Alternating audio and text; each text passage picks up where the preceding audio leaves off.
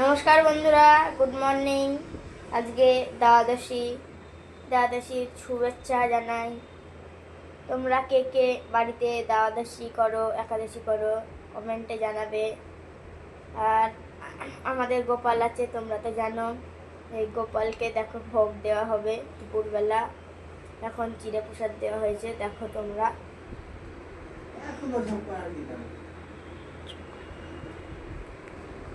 এই বিষয়ে আমার ঠাম্মা কিছু বলবে। জয় রাধে, জয় গোপাল, জয় সীতানাথ। আজকে দ্বাদশীর তিথিতে আমাদের গোপালের পাকা ভোগ রান্না হবে, দুপুরে আমরা দেব। এখন দেখুন সব থাল বাসন বের করে রেখেছি। এখন সকালবেলা চিড়ের ভোগ দিয়েছি, চিড়ে কলা। রঘুনাথ গোস্বামী চিড়ের ভোগ দিয়েছিল, সেই চিড়ের ভোগ আমি দিয়েছি। আর একাদশীর দিনে মহাপ্রভু সচিমাতাকে নিজের মাকে বলেছিলেন যে মা, একটা নিবেদন, তুমি প্রতি একাদশী করবে। মা কি বলেছিলেন? মা বলেছিলেন ভালোই হলো, একদিন অন্ন খাবো না।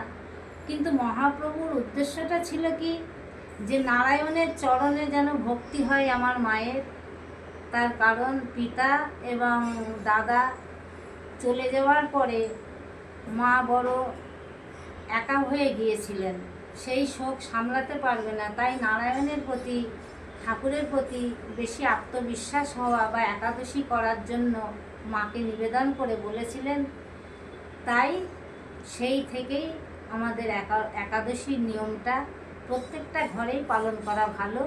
সংসার সুখের হয় এবং আপনাদেরও মঙ্গল হবে। আপনারাও একাদশী দ্বাদশী করুন, গুরু গোবিন্দের ভজন করুন। জয় রাধে রাধে রাধে। হরে কৃষ্ণা হরে কৃষ্ণা, প্রেম সে বলো রাধে রাধে রাধে।